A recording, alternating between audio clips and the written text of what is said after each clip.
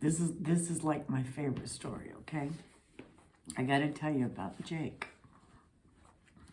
When I was in Colorado, I went to the school and I asked the principal if I could volunteer. And I said, I'm really good with ADD kids, right? Those busy brains, I can help. So he gave me 2 jobs. I taught 4th grade math to busy brain kids, 4 of them, and I learned that the busy brain kid needs a stage, so I let them teach us, and that worked out well. And then I volunteered an hour and a half, this was every day, in handwriting in the 2nd grade. And the teacher was having problems. There was this kid that was standing in his chair telling the teacher to F off, right?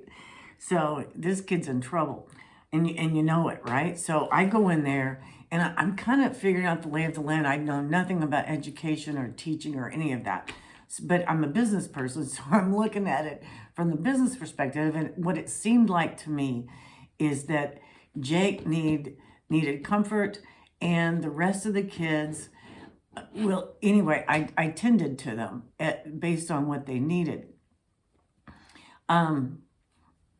So Jake and I became friends, and I never talked about what he did wrong. Jake was an interesting kid. He was very bright, and he was having big problems at home, and we never discussed that. Jake taught me about science. He was interested in science, and I got him a book, and we talked about that. And man, he couldn't get his work done in school, so a lot of times we would go in the hall, and I would help him get his work done, and then we'd talk for like 15 minutes, right? Jake and I were talking about science and all kinds of things, and it was great. Fast friends. And I had to leave, and I wrote a fairy tale, and I had included all the children.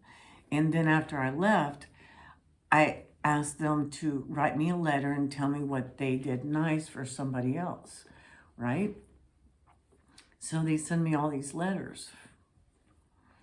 And in Jake's letter, he said, I'm coming to Texas, stay there. And I wrote each child a letter back. And in Jake's, I said, I'll be right here waiting for you. And we don't know each other's last names. We'll never be in touch again. But isn't it nice that Jake has somebody out there that's loving him?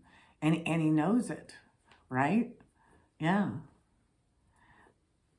That's when I figured out that if you enjoy a child and give them individual attention, they absolutely flourish.